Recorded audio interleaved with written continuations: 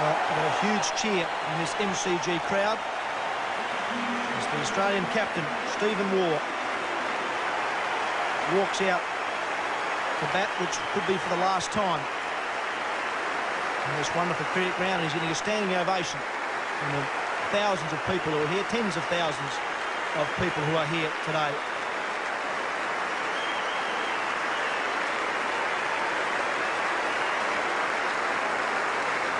Certainly a great moment for Stephen Waugh, maybe a sad one as well, but he's delighted to look up around the ground and see all those people standing. I'm sure he might have mixed emotions, but he'll enjoy the crowd. He'll also enjoy the situation Australia are in at the moment. Yes, the first day he might have been thinking the last Test match is going to be a bit of a horror story, but they fought back well, and he's going to enjoy this occasion. Does enjoy playing here in Melbourne, and I'm sure he'll enjoy this maybe his last batting at the MCG. Well, Shane, I think he'll be hoping it's the last time he bats here at the SCG, not because he doesn't enjoy the feeling of being out there, but it will be best for Australia if this is Steve Waugh's last bat at the MCG. He'll be hoping it's for 100 or something like that, or a significant contribution to a big first innings total.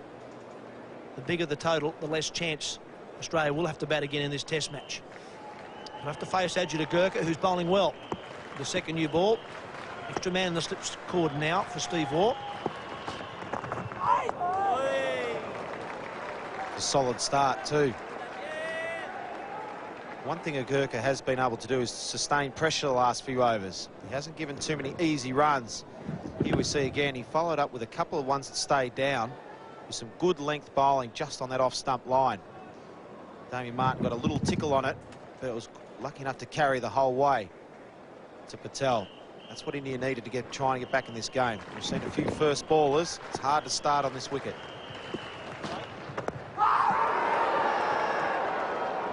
An inquiry from all the Indian batsmen, or the Indian fieldsmen, should I say. Wow. Always difficult here at the MCG with the second new ball, with any new ball, particularly when you haven't been out there for very long. Damien Martyn and Ricky Ponting put together a very useful partnership. This was the ball that broke it, and it was Martyn looking for the one keeping low. Footwork was once again across the crease, neither forward nor back, and there was a slight bit of movement away. It was a beautiful piece of bowling. Burke has just been getting enough balls in the right areas.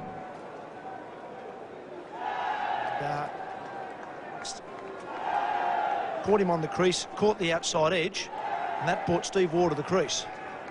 Well, I think Steve Waugh's got hit on the arm. He's just signalled, I think, to Errol Alcott in the dressing room. I think the first ball, or second ball that Steve Waugh faces, got him on the arm. I'm not sure if he can grip his bat. He's got a big, massive lump on his forearm. Here we see the delivery. It didn't bounce anywhere near and got him right on the point of the elbow, or the forearm there.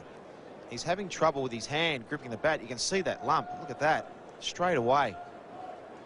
That up and down bounce is really into play now.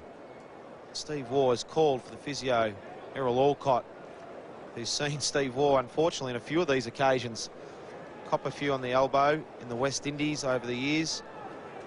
Errol will know Steve Waugh's a fighter. He's a tough competitor. Errol will be just saying, how you going there, mate? What's happening? Well, it's in his left arm, his left elbow.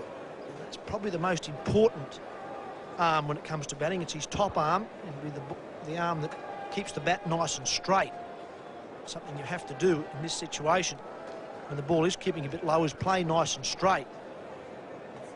Honestly, there's some pain associated with that. Quite a big egg.